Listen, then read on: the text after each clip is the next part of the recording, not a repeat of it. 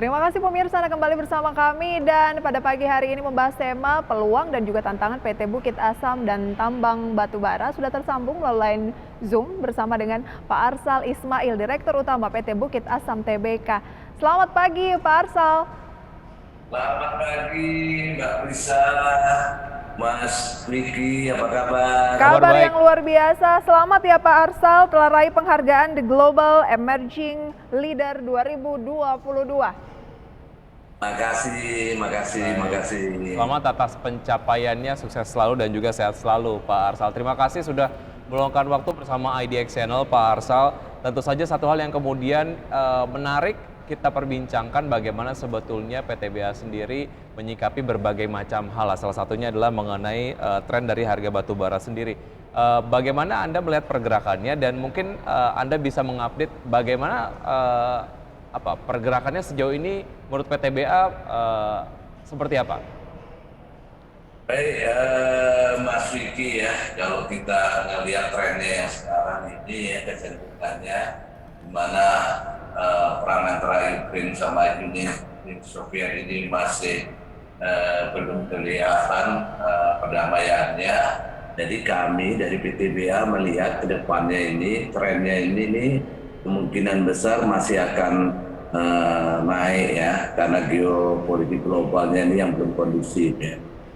Kalau dalam sepekan terakhir harga batu bara kemarin kan melonjak sekitar 7,9% ya, secara poin to poin ya.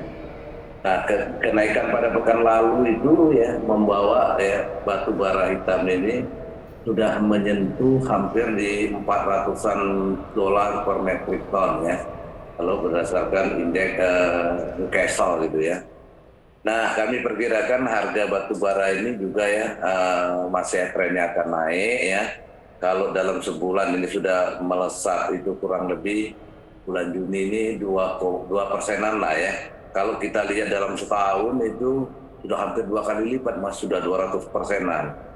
Nah, ditambah lagi kalau kita ngelihat ya sekarang ini harga gas nih yang makin mahal ya. Sumber energi terbarukan ini masih belum bisa menggantikan energi fosil yang secara cepat ya. Maka harga batu bara ini kemungkinan besar masih akan naik di tahun ini, Mas. Sepertinya atau di semester kedua ini sepertinya masih tinggi baik dalam tahun ini maupun dalam beberapa tahun mendatang. Kalau update harga batubara terkini, Pak Arsal di posisi berapa? Kalau yang kemarin berdasarkan kalau indeks Newcastle kemarin 400-an something ya. Kalau yang ICI, kalau ICI itu kan dibagi-bagi tuh ya. Ada ICI 1, 2, 3, 4 dan 5. Jadi kalau GCI kalau kemarin itu di 415,75 per metrik ton, Mas. Untuk yang kalau ICI, karena PTBA ini lebih banyak di ICI 3 itu gasnya sekitar 5 ribuan. Itu posisinya kemarin itu naik ya menjadi 139,49 metrik ton gitu per ton ya. Artinya ada kenaikan 0,85% untuk week to week-nya. Itu Mbak Wiki, Mbak Prisa sama Mas Wiki. Baik, Pak Arsal, berapa sih target peluang? Anda tadi kan menyampaikan Pak kalau masih ada peluang kenaikan dari harga batubara ke depan nih. Berapa peluang yang dilihat dari PTBA? Kemudian bagaimana juga akan mempengaruhi kinerja di kuartal kedua mungkin ya, di mana kita lihat pada kuartal 1 ini PTBA raih laba bersih tertinggi sepanjang sejarah sekitar 355%. Ya Pak Arsal ya. Nah, untuk kuartal kedua dan juga mungkin full year 2022 ini bagaimana?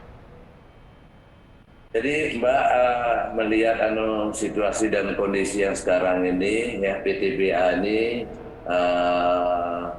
di samping memanfaatkan momentum juga jangan lupa bahwa PTBA ini sebagai BUMN, jadi kami juga harus fokus untuk mengamankan atau memenuhi kebutuhan atau pasokan di dalam negeri.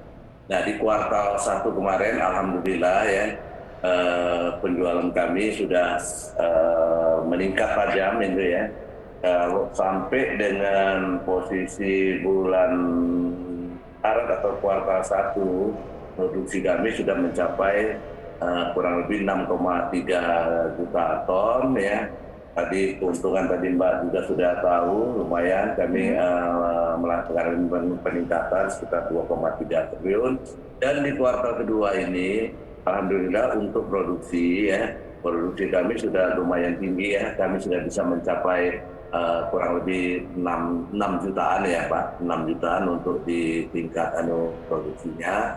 Dan penjualannya kami masih mefokuskan untuk mengamankan kebutuhan dalam negeri, itu kurang lebih 67%, 32% kami untuk ekspor. Nah yang 32% yang untuk ekspor inilah yang kami coba elaborate untuk memanfaatkan momentum dengan harga yang baik ini. Dan kalau nanti di kuliah kami ya memproyeksi insya Allah nantinya kami harapkan dengan kondisi yang sekarang ini tentunya lebih baik atau lebih tinggi dibandingkan dengan tahun kemarin.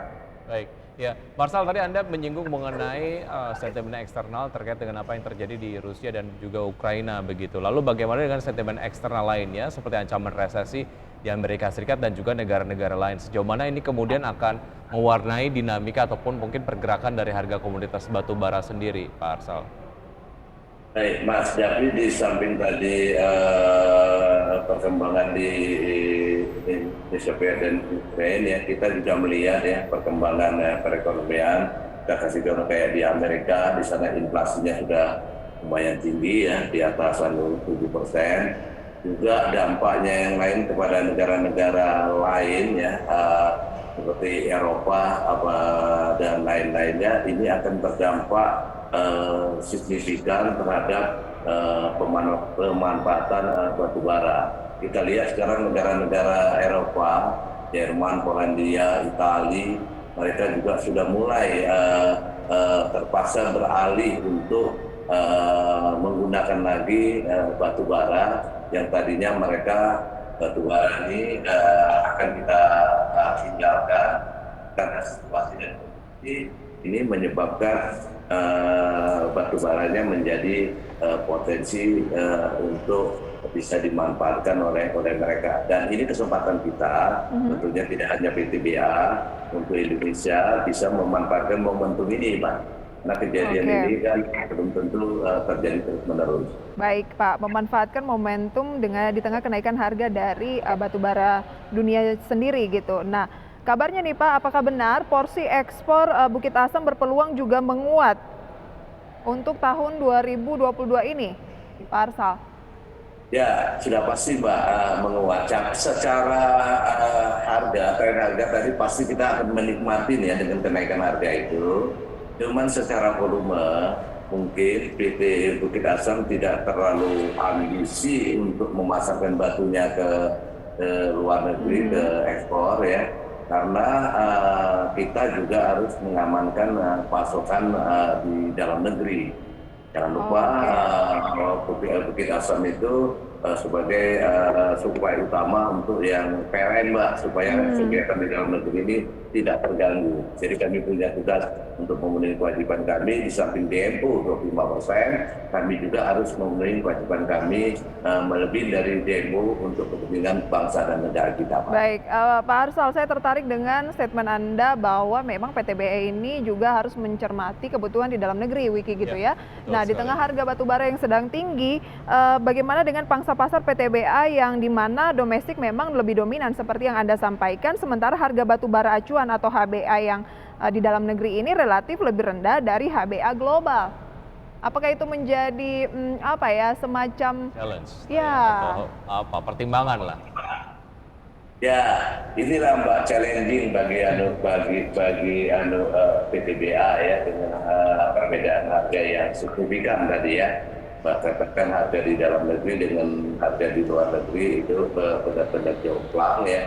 Tapi kita juga terikat dengan peraturan tidak hanya PTBA tadi bahwa kita harus memenuhi kewajiban di dalam negeri itu minimum DMO-nya itu kan 25%, Mbak. Jadi kalau rencana produksi kita itu secara nasional sekitar 600 jutaan something, berarti kan sekitar 150 jutaan itu harus disiapkan untuk kebutuhan domestik.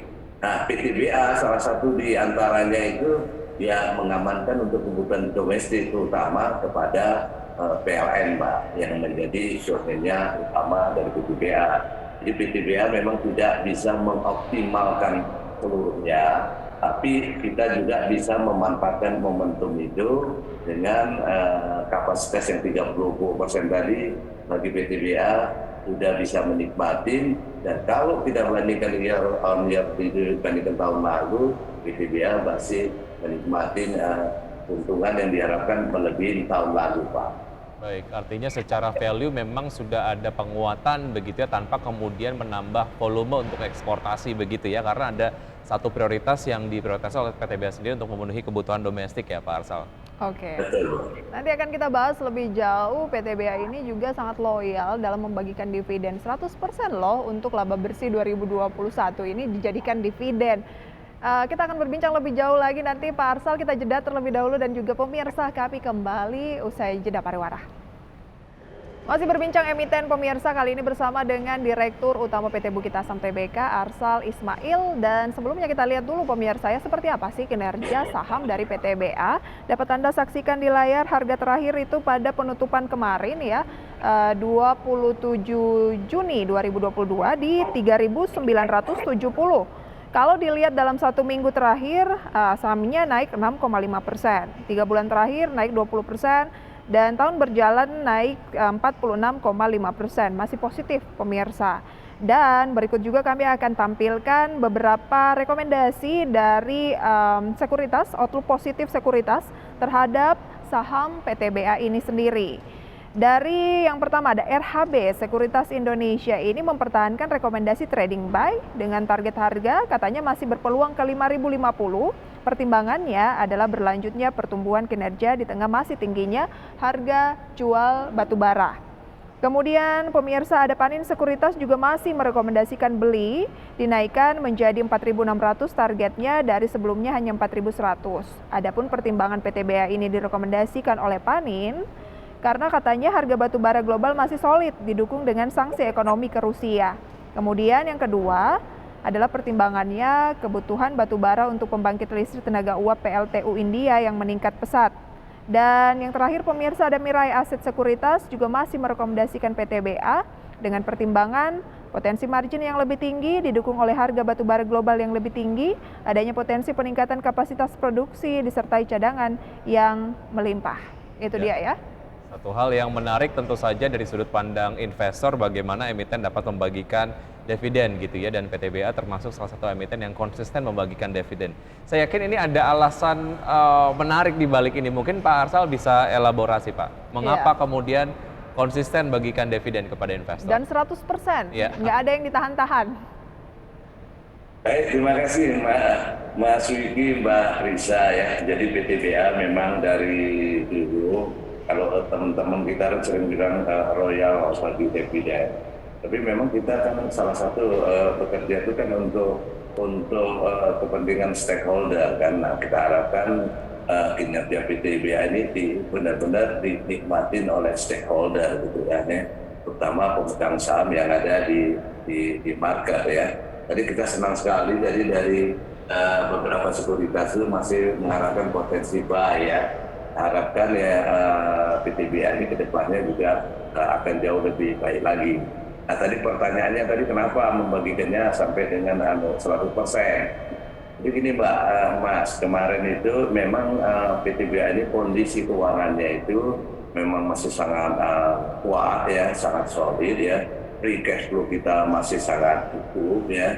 Jika memang untuk proyek-proyek yang akan kita biayain di tahun ini masih cukup. Jadi tidak ada alasan bagi kita manajemen untuk menahan-nahan dividen yang harus dibagikan. Nah, kalau dividen ini memang bisa kita berikan 100%, sementara tidak mengganggu free cash flow kita untuk kegiatan-kegiatan yang akan kita lakukan, tentunya ini mengapa tidak kami bilang. Makanya kami keputusan kemarin dari manajemen itu, ya udah karena kita masih mempunyai free cash flow yang masih kuat, kalau ini kita berikan 100% tidak akan mengganggu, keputusan kita berikan itu menjadi 100%. Alhamdulillah saham PTBA menjadi lumayan signifikan ya Mbak ya, meningkatnya karena per dividennya kita bagi per lembar itu kalau nggak salah 688, berapa rupiah per lembar gitu ya. Mudah-mudahan Mas Wiki, Mas Krisa juga menikmati atas dividen yang kami berikan kemarin. Iya, pekan lalu ya. Pekan lalu kayak harus cek rekening nih karena sudah dibayarkan. Oke. Dividennya, oke. Banyak investor yang kemudian kita bayarkan, semua kita bayar.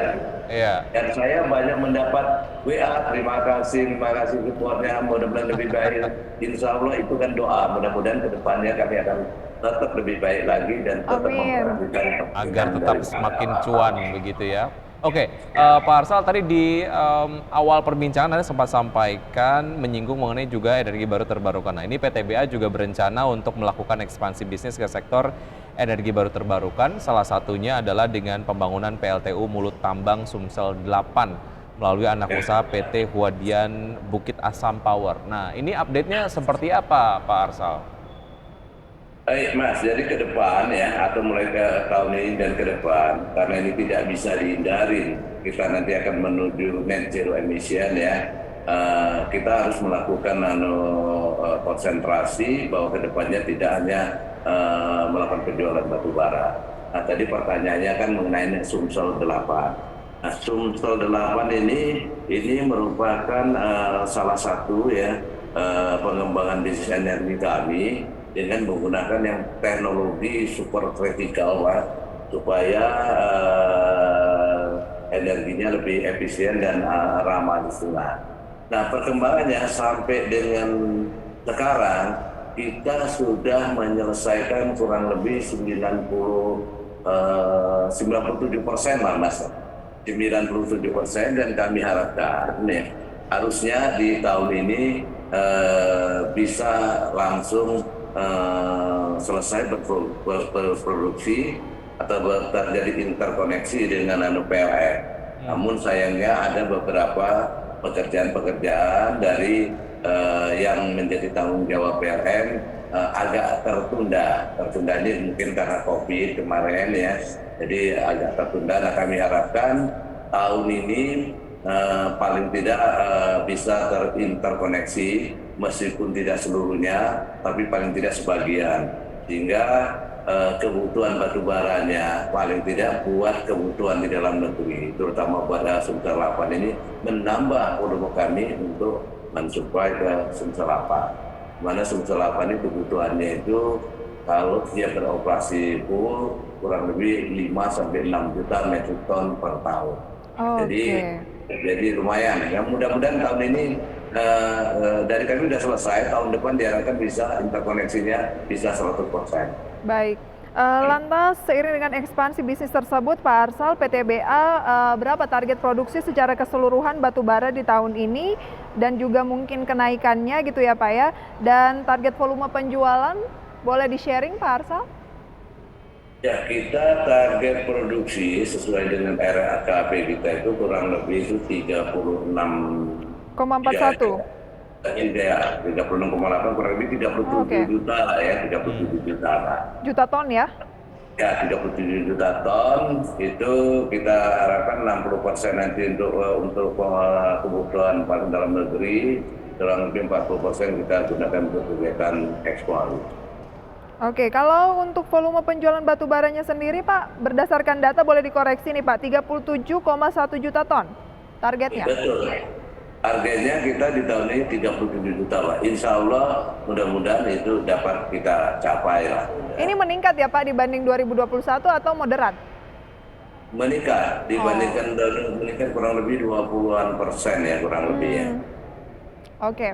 Lantas Pak Arsal gitu ya, tantangan mungkin yang ini kan kalau kita lihat tuh kayaknya peluang semua gitu ya Wiki ya, karena kan harga batu baranya juga mengalami peningkatan dan permintaan juga cukup tinggi. Kalau tantangan menurut Pak Arsal ada nggak Pak dalam waktu dekat? Tantangan yang dalam waktu dekat ya, kalau dalam jangka pendek ini belum terlihat Mbak ya, karena kelihatan ini kan prospek semua nih ya dengan ini ya. Saya belum lihat untuk PTBA sih, tantangannya belum ada yang signifikan lah ya Mbak ya. Wow. Yang jangka panjang ya, kalau untuk yang jangka pendek ini belum ada yang signifikan. Mungkin yang ada itu isu tentang karbon, yang masalah pajak karbon tadi di berita tadi kan, untuk isu pajak karbonnya kan Ditunda ya, Pak? gitu Ya. ya. Nah, ini berita positif juga buat kami. Oke. Kemudian Wiki ya, kita tahu kan laba naik 355%, sangat masif dan tertinggi sepanjang sejarah perusahaan di kuartal 1 nih, 355%. Kalau akhir tahun kan tadi Bapak bilang masih sangat optimis dan juga tantangannya belum ada yang terlalu ganggu banget lah atau signifikan. Bisa 400% nggak kira-kira Pak Arsal? Namanya juga Dari mana nih? Ya, dari tahun lalu apa dari kuartal 1 Pak? kuartal 1? Ya. Kalau kuartal 1 kan kita memang sudah jauh dibanding year on year-nya ya, dibandingkan tahun lalu hampir sama tadi 300-an persen ya. Nah, kita harapkan kalau sampai akhir tahun yang pasti ya ini pasti meningkat lah Mbak dibandingkan dengan tahun lalu. Kalau seandainya tidak meningkat, aneh juga ya, di tengah harganya yang lumayan tinggi, di semester 1 aja lumayan tinggi, ya kita harapkan di akhir tahun itu, cuman saya bisa memastikan aja pasti lebih baik dibandingkan dengan... Pasti lebih baik. Kalau kuartal 1 355%, kuartal 2 kira-kira berapa Pak? 400%? Insya Allah Mbak, didoain aja Mbak, karena nanti akan kita umumkan pada bulan depan ya kali ya. Ini Oke, amin. Terima Pak kasih. Arsal, terima kasih sudah berbincang bersama kami di Power Breakfast. Sukses selalu untuk Anda, sehat selalu, dan juga sukses untuk PTBA Pak Arsal. Sampai jumpa. Selamat pagi Pak. Terima kasih, salam buat semuanya. Assalamualaikum. Waalaikumsalam. Salam sehat. Oke. Menarik ya. Ya, bersama dengan Pak Arsal Ismail ini Direktur Utama PT Bukit Asam Tbk. Tetapi perbincangan emiten ini bukan untuk mengajak pemirsa berinvestasi membeli saham PTBA, tetapi ini lebih ke referensi dan keputusan investasi lagi-lagi kembali ke pemirsa. Betul sekali. Dan sebelum kita kirim market buzz, ada beberapa data yang kemudian kami ingin sampaikan. Ini terkait dengan pembukaan dari IHSG di pagi hari ini di sesi 1, di mana IHSG melemah 0,14% di level 7006,409, sementara Jakarta Islamic Index menguat 0,02% di level 588,094, LQ45 melemah 0,18% di level 1008,905. Kemudian dari gainers ada BRI naik 0,93% di 4.320, UNTR naik 0,68% di 29.400, Adaro naik 1,01% di 2.990, TINS naik 1,01% di 1.500. Ya, berikutnya adalah saham-saham yang masuk ke dalam jajaran top losers, diantaranya adalah Telkom, BBNI, MDKA, dan juga Bank Mandiri dengan pelemahan masing-masing 1,47%, 0,31%, 2,65%, dan 0,91%. Oke, itu dia pemirsa terkait dengan informasi pembukaan perdagangan pada pagi hari ini. Dan ya nggak ketinggalan ya, baru saja kita bahas PTBA juga naik 1,01%, 4.010.